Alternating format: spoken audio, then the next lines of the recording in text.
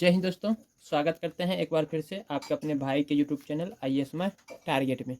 तो दोस्तों, आज का पेपर जो लाए हैं आप लोगों के लिए, इससे पहले वाले वीडियो में ही बता दिए थे कि अब हम सॉल्व कर रहे हैं GS4 यानी कि सामान्य अध्ययन पेपर 4 जो एथिक्स का पेपर होते हैं उसमें हम प्रश्न को सॉल्व करेंगे, जिसमें कि 10 क्वेश्चन को सॉल्व करेंगे। ठीक ना। तो अभी हम क्वेश्चन नंबर 1 का बी को सॉल्व करेंगे। ठीक है, 1 का बी को सॉल्व करेंगे। तो चलिए देखते हैं प्रश्न क्या कह रहे हैं।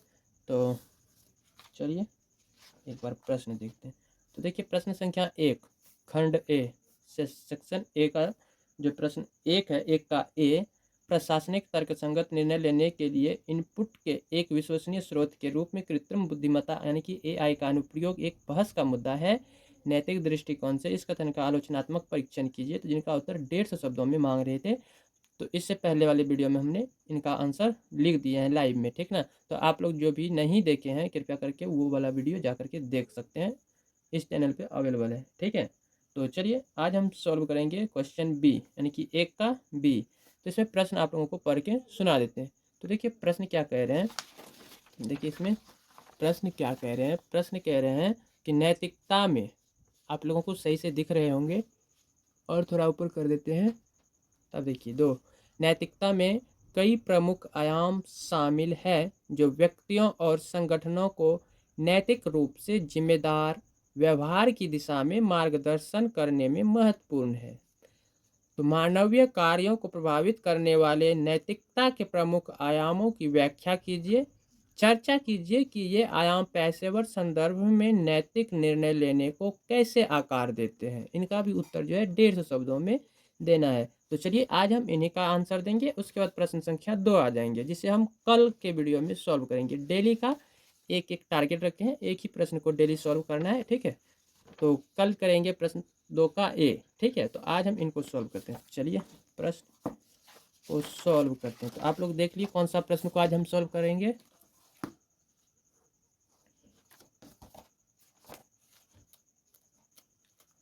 तो चलिए आज हम प्रश्न संख्या 1 का बी सॉल्व करते हैं। तो देखिए गाइस, हम पहले से लिख के रखे हैं ऑलरेडी।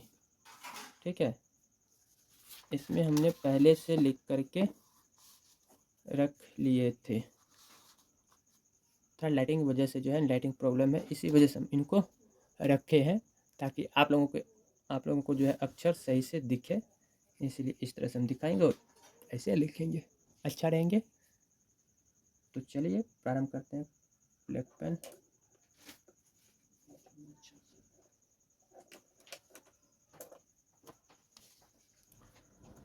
तो प्रश्न सुना दिए थे, सेम वही प्रश्न यहाँ पे लिखे हैं। ठीक ना। तो जिसमें कि लिखे हैं, नैतिकता में कई प्रमुख आयाम शामिल है जो व्यक्तियों और संगठनों को नैतिक रूप से जिम्मेदार व्यवहार की दिशा में मार्गदर्शन करने में महत्वपूर्ण है।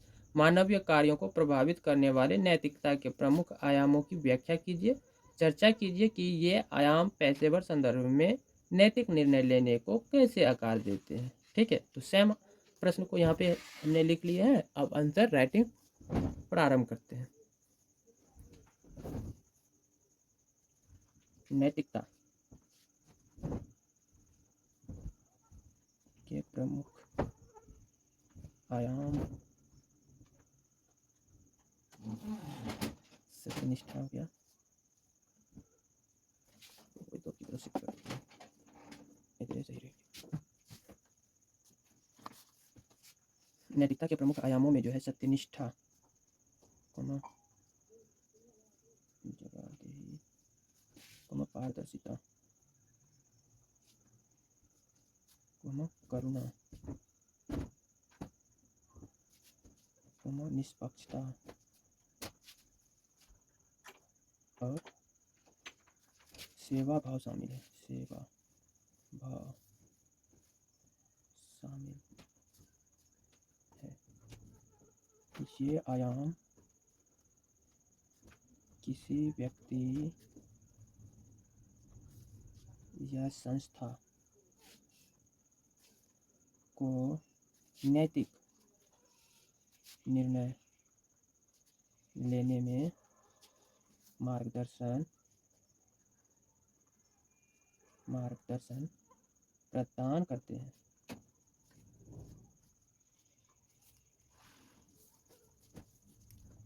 सत्यनिष्ठा, नीतिगत निर्णय, नीतिगत निर्णयों में ईमानदारी सुनिश्चित करती है।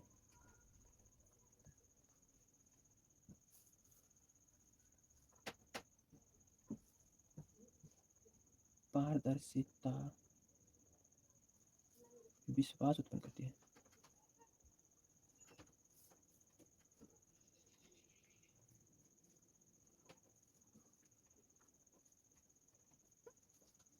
जबकि निष्पक्षता,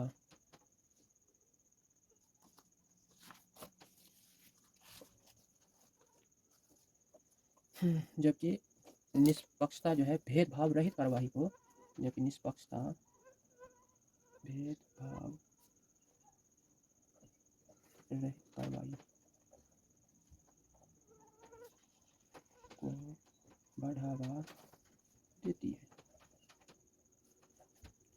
व्यावसायिक संदर्भ में ये आयाम सार्वजनिक हित की रक्षा करते हैं और भ्रष्टाचार को रोकते हैं और सेवा की गुणवत्ता बढ़ाती है।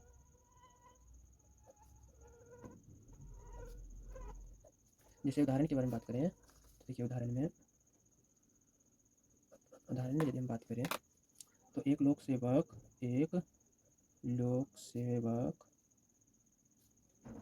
अगर करुणा और निष्पक्षता को अपनाता है तो वह नीतियों को उत्तरदायी व न्यायपूर्ण और लोकहितकारी बनाते हैं। अब इसका निष्कर्ष हम दे देते हैं। निष्कर्ष में लिखते हैं, देखिए गाइस, हम जो है निष्कर्ष में शॉर्टलिस्ट थोड़ा सा लिख देते हैं कि ये जो है नैतिक आयाम शासन प्रशासन को उत्तरदायी कोमल न्यायपूर्ण और लोकहितकारी बनाते हैं। तो ठीक है, इसी तक हम इनको स्टॉप कर देते हैं। ठीक है कि 150 शब्दों में मांग रहे हैं, लगभग में यहाँ हो जाएंगे इतना गो में। तो देखिए प्रश्न में आप लोग सुन ही लिए कि हम बोल बोल के लिख रहे थे ताकि दोबारा ना पढ़ना पड़े, समय का ज़्यादा बर्बादी हो जाते हैं, वीडियो ज़्यादा लंबा हो जाते हैं, इसलिए हम बोल बोल करके आंसर दे दिए। ठीक ना। तो चलिए अब मिलते हैं अगले वीडियो में, जिसमें कि हम प्रश्न संख्या को सॉल्व करेंगे 3, ठीक है ना, सॉरी 2 को। तो आज हम प्रश्न बता देते हैं। शांति के बारे में केवल बात करना ही पर्याप्त नहीं है, इस पर विश्वास करना चाहिए। और इस पर केवल विश्वास करना ही पर्याप्त नहीं है, इस पर कार्य करना चाहिए। वर्तमान संदर्भ में विकसित देशों के प्रमुख हथियार उद्योग दुनिया भर में अपने स्वार्थ के लिए कई युद्धों की निरंतरता पर प्रतिकूल प्रभाव डाल रहे हैं। आज के अंतर्राष्ट्रीय क्षेत्र में निरंतर चल रहे संघर्षों को रोकने के लिए शक्तिशाली राष्ट्रों के नैतिक विचार क्या है। तो गाइस ये रहा प्रश्न कल के लिए। तो ये यूँ समझिए कि होमवर्क रह गए, ठीक ना। तो कल इसको हम भी सॉल्व करेंगे, बाकी आप लोग भी जो देखिएगा तो उस टाइम अपना आंसर कमेंट बॉक्स में ज़रूर दे दीजिएगा, ताकि आपका भी आंसर पढ़ के मैचिंग करेंगे, देखेंगे जो बेटर आंसर रहेंगे वही आंसर मतलब इसके लिए परफेक्ट रहेंगे। तो बस आशा करते हैं कि आप लोग भी ज़रूर आंसर लिख करके कमेंट बॉक्स में भेजिएगा। ठीक है, तो चलिए अब मिलते हैं अगले वीडियो में। आप लोग ज़रूर से आंसर भेजिएगा, क्योंकि आप लोगों को पहले भी बताया है कि ये सब्जेक्टिव है। सब्जेक्टिव का आंसर सबका अलग अलग माइंड सेटअप होते हैं, सब अपना अपना तरीका से इनका आंसर प्रस्तुत करते हैं। इसलिए आप अपना इनके मतलब ये जो प्रश्न पूछ रहे हैं इनसे रिलेटेड जो आप अपना आंसर लिखेंगे, प्लीज़ आपसे रिक्वेस्ट है कि मैसेंजर में एक बार ज़रूर सेंड कर दीजिएगा। ठीक है, तो चलिए अब मिलते हैं नेक्स्ट वीडियो में। कल। ठीक है, आज के लिए इतना ही।